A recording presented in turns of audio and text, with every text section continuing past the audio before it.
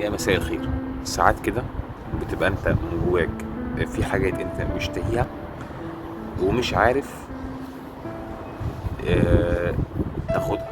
يعني مثلا انت مثلا مشتهي اكله معينه مش معاك فلوس، بتتفرج مثلا على الفيسبوك فلقيت الناس اللي عمال يسافر واللي عمال يروح واللي عمال يجي وانت مش معاك فلوس تسافر ولا تروح ولا تيجي ولا اي حاجه.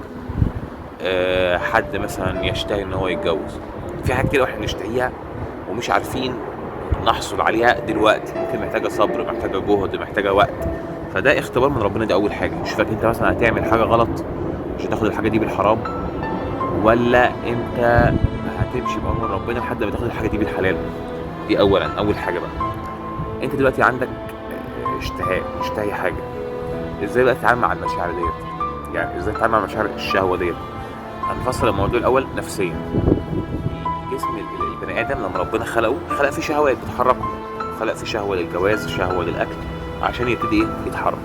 تمام، يبتدي يتحرك، يبتدي يسعى، ويبتدي ما يحصلش ان الناس ان احنا ننقرض او كده يعني. تمام.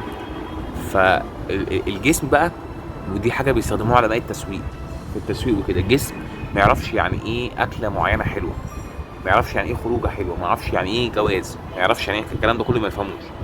هو يفهم ان في حاجات معينه بيعملها هو بيستلذ وبيتفرز فيه هرمونات السعاده وهرمونات النشوه وهرمونات بتخليه مبسوط وكده يعني.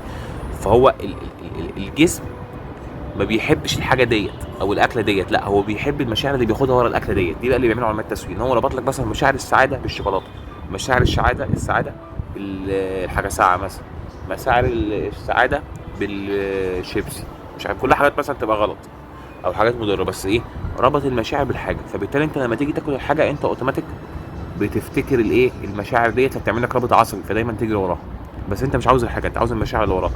فلو في اي حد في الدنيا اي حاجه هو مش عارف يعملها او مش عارف يوصل لها، حاجه مش في ايديك، ربنا ما ظلمكش، تقدر من جواك تحس، تشوف ايه الحاجات اللي انت تحبها بالحلال او بطريقه حلوه تعمل لك مشاعر نشوه ومشاعر سعاده. من افضل الحاجات اللي تعمل مشاعر نشوه ومشاعر سعاده الرياضه. في بقى دور انت بتحب ايه، بتحب تعمل ايه يحسسك بالسعاده بالنشوه، والكلام ده كله اعمله. فما تبصش دايما لحد ان هو معاه فلوس اكتر منك او بيعمل الحاجات اللي نفسك فيها ان هو كده سعيد وبس، وربنا انت ما ادكش فرص. لا، ربنا اداك فرص. هي المشاعر هنا هي الماده والحاجات دي كله الجسم ما بيفهمهاش، هو الجسم بيفهم بالمشاعر. فانت ربنا ما حرمكش من المشاعر. ممكن الماده مش معاك او حرمك منها، بس انت معاك المشاعر، تعرف تاخدها من مليون حاجه تانية تحسسك بنفس مشاعر النشوه والسعاده.